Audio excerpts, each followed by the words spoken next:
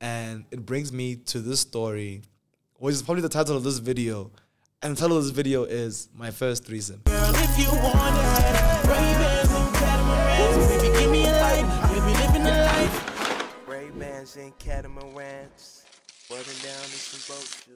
Ekse, shap, fede, what's going on? It's your boy Malome YouTube, and welcome back to a brand new episode of Seated with Malome, hosted by me, myself, and I, Thato Rampedi. So if you guys don't know, I'm currently at the Empire Partner Foundation Studio, so big shout out to them for letting me use the space. The link to the YouTube channel is in the description box below, and the link to the YouTube channel and the website is in the description box below. Big shout out to the Innovation Campus too. That's where the Empire Studio is. They empower youth by giving them work experience and teaching them how to develop software solutions. So it's all beautiful. We believe in youth empowerment. I'm the youth. I think I'm still a youth. I'm 25. I'm still a youth. I'm still a youth. So they're empowering me too. So big shout out to them. Today's a really cool episode, man. Shout out for you guys listening to the past episodes. This one is really cool to me. It's really special to me. The past episode spoke about, like, you know, me being shy in primary school, me having social anxiety. In high school, we spoke about how I was like that black kid that was weird and different. But university is a bit different, man, because I actually got to find myself. I found my feet, and I got to meet some really cool people. So today we're speaking about my experience at the University of Pretoria. Shoot. So, guys, pretty much from grade R, which is grade 0, grade 1 in primary school, my dad told me, you are going to be an engineer. So growing up, I didn't know what I was going to be. I wanted to be an accountant. I wanted to be someone in the music space. I wanted to be a pianist. I wanted to be a pilot. I wanted to be everything that you can think of besides an engineer. And if you guys know me now, you know I got the degree. And you know I've never used a degree in my life. So that showcased that I didn't want to become an engineer. But it was my dad's dream and my dad's wish. And it made sense, bro. My dad wanted to put me in the best situation for me to excel in life. He knew what's booming right now. Engineering, it's one of the best degrees. University of Pretoria, internationally recognized. So let's take my boys and my family to the best institution for engineering. So I went there, man. I made a big mistake. So in high school, I applied for computer engineering when I was supposed to apply for mechanical engineering. So my dad was like, yeah, I want to become a mechanical engineer. It makes sense. Mechanics, robotics, what made sense to him. And obviously me, I'm still like, yes, papa, sure, papa, that makes sense, papa, yes, papa, of course, papa, whatever you want, papa, because you pay the bills, papa, you get me? So I applied for computer engineering. Yo. If my dad still beat me, I would have got the biggest beating of my life. My dad was so disappointed. He's like, bro, how do you apply for the wrong thing? I specifically told you to apply for mechanical engineering, but you're out here applying for computer. Yeah. I'll never forget how much trouble I got into for that. But obviously, we researched what computer engineering was. I mean, it's okay, cool. It's a mixture of engineering, and it's a mixture of IT, it's a mixture of programming, it's a mixture of software design, system design, it's a mixture of all these things. So eventually, he's like, you know what? Actually, I think you might have chosen the right thing. This is God's plans, God's blessing. I said, all right, cool. Let me try for 6 months, and then I'll try change to mechanical, but if I love it, I'll stay. What did your boy do? I changed as soon as I could. I hated computer engineering. I hated engineering in general, guys. So I went from computer engineering all the way to mechanical engineering. And then that's pretty much what I was most of university, a mechanical engineering student. But before we speak too much about university, let's speak about my experience. So you guys know I was a young brother. Check what's going on. Ekse, shap, fede, who's it? It's your boy Malome YouTube. That's how I used to speak. And that changed pretty quickly, like within the first couple of months of me being in university, because I was exposed to so much culture, bro. Like I was exposed to Mapedi, Matswana, Zulus, the closest, Indabelles, everybody. And I was like, wow, black people. Like my whole life I was around so many white people. I was like, wow, there's black people there, black people here, black people in front of me, behind me, black people in class. But because I was doing engineering, there weren't that many girls in class, but there was many girls in the campus though. So obviously I was seeing a lot of black people, and I felt like, wow, I belong. A lot of people that went from my high school or from like your all-boy high schools that were black went into university and kept the same white friends. So like a lot of my friends that were black from all these other schools, they went from St. Benedict's, from St. Albans, from Crawford, all these things, and they kept their white circles. So they still speak like this, bro. They still have that thing. But I told myself, like, you know what? I hated high school. I hated the people in high school. I hated being called any black name. I hated being called Tabo, Jabulanu, Sipo, all these things. I was like, you know what? I'm going to find myself. I'm going to find my people. So in class, shied away very fast from my friends from high school. I ignored them. Same time I said, you know what? I don't want to be around you guys. I had two best friends, Manny, Aiden. Those ones, they didn't go to University of Pretoria. They went somewhere else. So I was like, everybody else is just noise in my ear. I'm not going to laugh for that. So I'll never forget this guy. His name is Tlotlang, guys. He is literally Praetorian. I think he's from Sosha. He's Praetorian as fuck. He grew up at the correctional services. I think that's where he was like based. And he instantly became my best friend. He taught me what a spatula was. He taught me what slap chips were. Like, guys, things that I did not know. Things everyone knows. I did not know. He taught me those things. He made me fall in love with food. He made me fall in love with, like, culture, like, certain type of music, house music. He taught me, it sounds, like, really snacks, but he taught me how to be black. Like, even he didn't really speak the best English. He always speaks Tswana, which pretty much forced me to speak Setswana. So my Tswana went from, kaho Tswana to Tswana. You get me? So he literally helped me get, like, the way my accent back. I want to say back because when I speak Tswana, people say I sound bad. So I can't even say I got my accent back because apparently I still sound like someone that's white. But he helped me take it to a level which was acceptable. You get me? And Tutlang was a nice guy. Like, he, for some reason, had a lot of money. So he always used to take care of me. I took care of him. We were doing engineering together, studying together at the Engage program. So the Engage program is the 5-year program in the engineering space. So usually engineering is 4 years.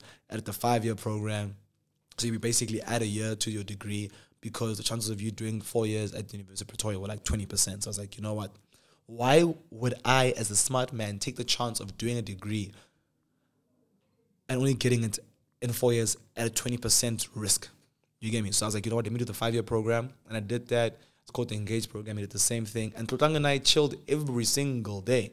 And Tlotlang actually knew girls. So I was chilling with beautiful black girls every single day. You get me? So Tlotlang eventually introduced me to people that you know. Matladi, Lucas, Best, Tron, my best friends to this day. I met them through Tlotlang because we're all in engineering, all in the same space. And now, Tlotlang and I weren't the flyest guys, but Matladi and Lucas were those fly boys. So now we're chilling with girls every single 2 hours, every single break. And it was a really good time. I got to really deep dive into the whole Praetorian culture and like what it means to be Praetorian, because I feel like being Praetorian is a whole culture. The way the girls speak, the way the guys speak, the way you interact, the way you go out, the way you socialize. It's a whole movement on its own. It's the best movement I've ever experienced. I mean, I've touched Cape Town, I've touched Limpopo, I've touched East London, I've touched Ghana, Kenya, and I think Pretoria is the best place to be. Like, I want to retire in Pretoria, work in Pretoria, and live in Pretoria because Pretoria is just beautiful, man. And if you guys are Praetorian, you understand. If you're not, go to Pretoria, and you'll understand in quite some time. But yeah, man, through my university, like the first year, I met so many people, and I got exposed to girls and lifestyle and failing really quickly. So in my first semester of university, I failed. I think I had maths. I had another maths module. I had probably physics.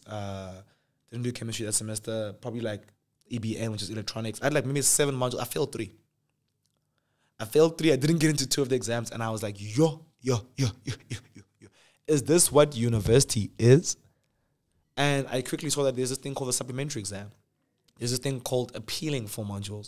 So if you know what a sup is, if you get close to passing and you didn't pass, they say, okay, my boy, try again. But this time, all you have to do is write up until you get 50%. Then there's a dropping a module. So we used to call it going to the 6th floor in engineering.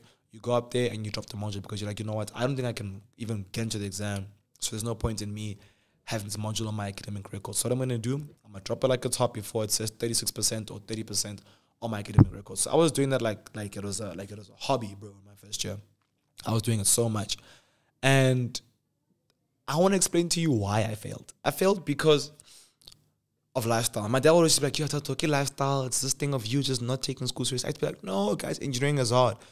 Trust me, engineering is hard. It needs a certain level of work ethic, but anyone can do it. Anyone with work ethic can become an engineer. But I didn't have the work ethic. Guys, I was in an all-boys school. I didn't speak to girls. Episode 2 literally speaks on the fact that I kissed 1 girl throughout my whole high school experience. So now I'm meeting girls. And there was this beautiful girl who is the reason why I failed. There's 2 girls who are the reason why I failed. One of them I'm gonna call her Babacious. So there's Babacious and there's Heartbreaker. So Babacious was the girl who friend-zoned me for 3 years in high school. Babacious had a bounty on her from me. So we all went from, Joburg to UP with Babacious and a bunch of people. So Babacious was literally the girl who was the love of my life. I wanted her to be my everything. I wanted her to be my queen. I wanted to kiss her toes. And I hate feet. You get me? So Babacious literally kept saying, nah, But I was up in first year. Like, I wasn't booking out. I was in this boy res, and we used to see girls. So people would see me with girls because, like, my res literally believed in me interacting with women and being social, which I am so grateful for, outside of them being snacks. So because Babacious was seeing that I was up and chilling with the cool kids and stuff, she was like, damn, Thato, you kind of looking a little bit kind of fly. And I was like, Babacious, come closer. Let me show you how fly I am. So Babacious and I started speaking, went on a date, second date, third date, fourth date, and we had a mutual friend who had an apartment. So we'd all go to this friend's apartment and we just chill, myself, Babacious, that girl, her nigga, and it was a really good time. And Babacious and I finally dated, but now I have never experienced Mjola in my life. So obviously I'm trying to become a provider. I want to be someone that pays for the bill, man. Someone that picks you flowers. Someone that massages you when you're failing. Someone that's there for you when things are bad. You get me? So Babacious literally made me forget about school. I was literally going to Babacious classes more than going to my classes just to spend time with Babacious.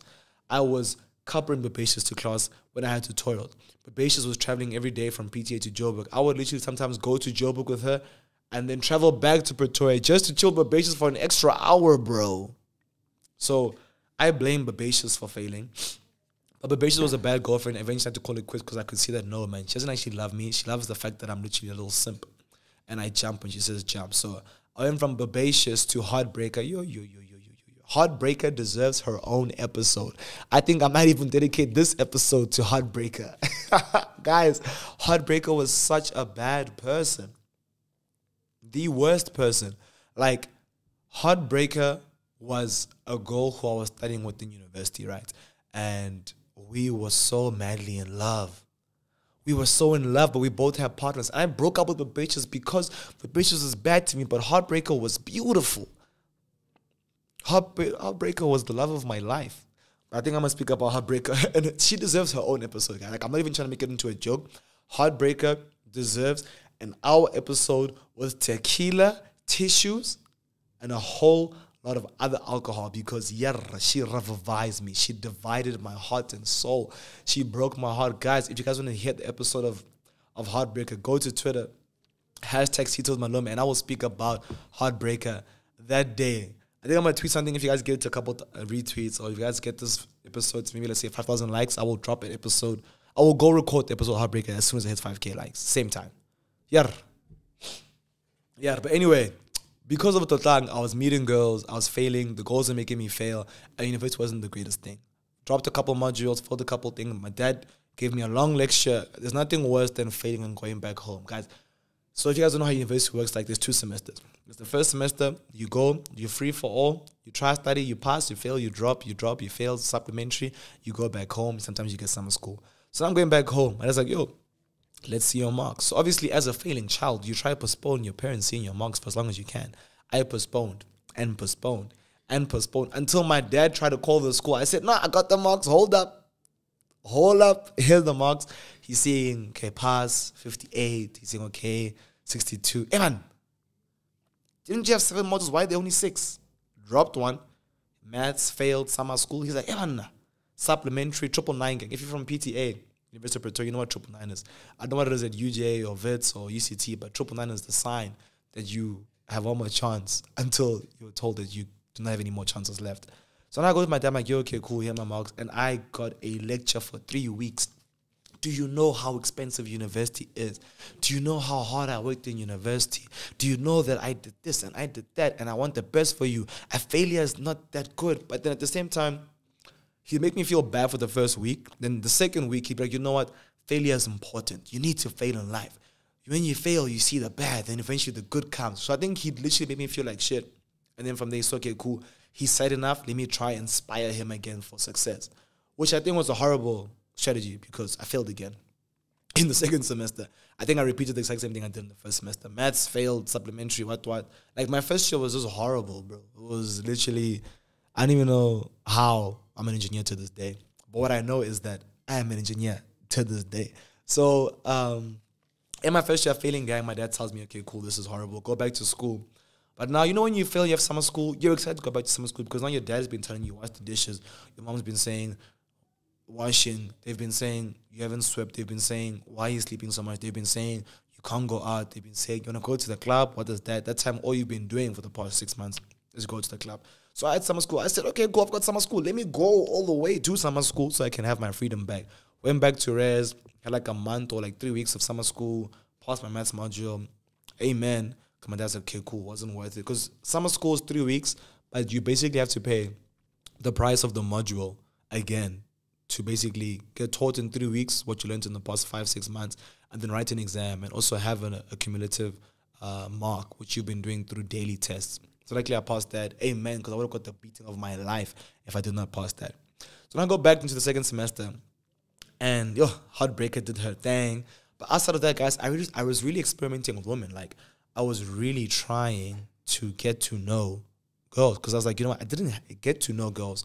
And I'm not saying like I was going out and like kissing a girl every 2 days. No, like I was experimenting. Like I was speaking to girls. I'm like, okay, cool. My female friends are like, yo, what do you guys like sexually? What do girls like? Like I was literally doing a deep dive analysis research paper in my second semester on how to please a woman, how to be with a woman, because I didn't know any of those things. I didn't have the experience all the guys had from high school. You get me? So now, obviously, you know, when you ask certain girls, some of them be like, let me show you. You know the Pretoria girls? I'm like, yo, how do you make a girl feel good? She's like, let me show you how it feels to make a girl from Pretoria feel good. And she did exactly that. So, you know what I'm saying? Eventually, she's doing her thing. And then I'm like, you know what? This makes so much sense. And I fell in love with pleasing women. I fell in love with meeting girls. I fell in love with all of that. And it brings me to this story, which is probably the title of this video. And the title of this video is My First Threesome. And it's not what you guys think it is. And I'm going to tell you the story right now. So, in university, I met a girl, because I obviously have been doing my research on how to please a girl. Meet this girl, let's call her Chumi My Chom. And if my friends are watching this, they know exactly what I'm calling her, Chumi My Chom. So I meet Chumi My Chom, and she's from UJ. So she's pulling through with the Gautrain joint to come see me. And I'm like, yo, what's up to my chum? And, you know, we're chilling, we're kicking it. We go all the way, we do everything. We're kissing, we're having sex, we're doing all those things. And obviously, I'm still a little bit insecure and shy and I'm not comfortable with my body, but I was doing that thing. I was doing my thing. You get me? So now, I meet my chum. And now, one of my boys, Totang, who I spoke about in the beginning, it's like, my boy, let's have a party. He stayed in a commune. It's like, let's have a super party. Let's have a massive party. Let's invite as many girls as we can. Buy as much alcohol as we can, and let's throw a fiesta, a movie, Project X Pretoria edition. So we did exactly that.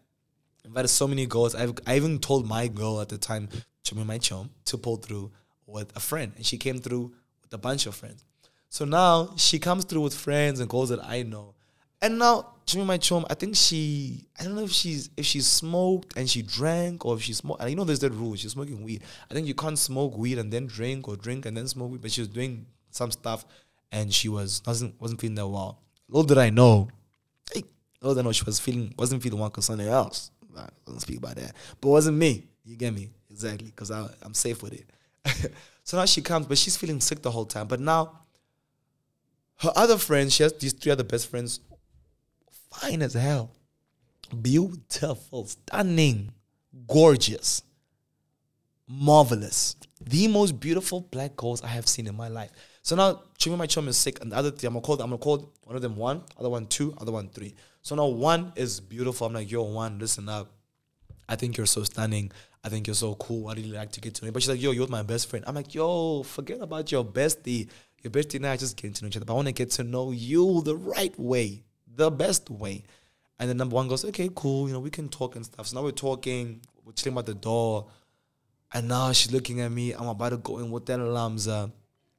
As I'm about to say lamza away, 2 pulls through. And 2 just, they're like, yo, what's up? What are you guys doing? I'm just there like, yo, welele. I'm like, no, 2, bro. Like, it's just not how it seems. She pulls 1. She goes, 1, what are you doing with Thato? 1 goes, show me. You know what I'm doing. So now 2 goes, nah, let's show him how it's done. Hey, 1 and 2 start kissing. They do the nastiest, wettest lamza in my life. Mind you, there's a whole party going on. We were by the front door. 1 and 2 are kissing. I'm like, this is the university that they spoke about in the movies. I was so happy. I know it sounds so dumb, but guys, imagine a 17-year-old boy. I think I had turned 18 by then. 18-year-old boy didn't kiss girls in high school, didn't know girls, didn't do much, but he's seeing 2 girls kiss. So when these 2 girls are kissing, I'm just like, yo, wait a leg. Now one goes, why are you just staring at us, dummy? I said, why? What you mean? She's like, 2 goes, yeah, why are you just staring? Come here. I said, no, man. No, man. That time, guys, these are literally two of my chums, best friends. I'm like, what do you guys mean? Why am I just? They're like, no, come here. So now I'm like, hey, 1 pulls me, I kiss 1. Yo, best lums of my life. 2 comes, 2 lums as me. Now 1 and 2 are lumsering. Now 2 and 1 are lumsering me at the same time. Now I've got 2 girls kissing mine. I'm just there like, yo, where, le. And I was like, yo, I'm going to try and actually see if I could do this crazy thing and have a threesome that night. But obviously, it was a thought in my head that I actually didn't follow through with, because obviously, like, what the hell, bro? Why are you trying to have sex with 2 people? And, like, your hand is there. That's weird. And that doesn't make sense. She wasn't my girlfriend, but she was the girl that I was seeing consistently at that time. You get me? So now 1 and 2 start feeling really bad about doing that, but they don't, because throughout the night, we go check on Tommy, my chum, but then 1 will be rubbing my thigh, and then 2 will be coming out and kissing me outside. So I don't know if they hated their friend or what, but that told me the women are evil. Women are my brothers. I don't tell a guy stay for the end, but this is the first part. Tell like a woman are evil. Don't ever forget that women are bad people. And women, I'm sure you guys listen to this like, Thato, don't, you know I'm right. You know I'm right. Comment down below what you guys think. But women are very, I'm scared of you guys. Anyway, 1 and 2 now are really, really worried about like my chum finding out. But now I told you guys in the beginning, there's 4 of them in a group. There's 4 of them that are friends. So now they go to basically number 3. And they're like, yo, number 3, we did this thing. And they're like, yo. And they go, number 3, listen, because me, number 1, and 2, number 2, kissed Thato. If you kissed Thato, we all did it. So we can't all get into trouble for it. I was just listening to this thing like, what? They're like, yeah, so you have to kiss him too, just so that we don't get into trouble. Because if you guys kiss him and it's just us 2, we're going to get cancelled. But if it's all of us, you can't trap all of us. So now I proceed to kiss the 3rd friend, guys. That's when I was just like, nah. What has actually happened? I can't speak too much about what happened with 1 after, because that's going to expose who she is. But let's just say that like more things happened after that. And like, yeah, man, it was quite a crazy experience. It's how I met one of my girlfriends actually at the time. But anyway, I won't speak about that too much. But yeah, man, girls are the reason why I did so bad in university. And I know episode 1, episode 2 were very educational. They were very, to the point. They had a purpose, social anxiety. 2 was about me, experiencing racism and being shy in high school and being friends with weird people. But 3 is about what I went through in my first year. And that's what I went through in my first year, guys. It was crazy. It was different. I cannot believe what I went through. So I think I'm going to end it here. I'm going to say, yo, to the guys listening, have fun.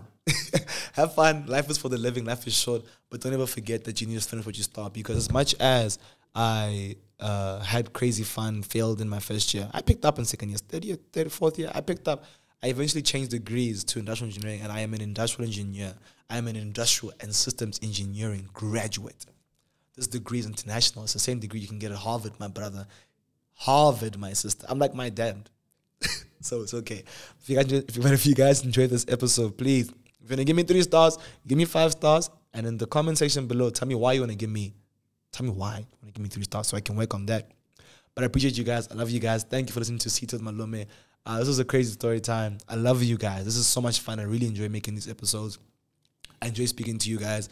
I enjoy making it fun and educational sometimes, but at the same time, I have to entertain. I believe in entertaining, educating, and inspiring. And I hope that at least in this episode I've entertained you guys. But I'm pretty sure I hit the inspiration and I hit the education too. It's your boy Malome YouTube signing out. Love you guys so much. See you guys clapping at home. Sure.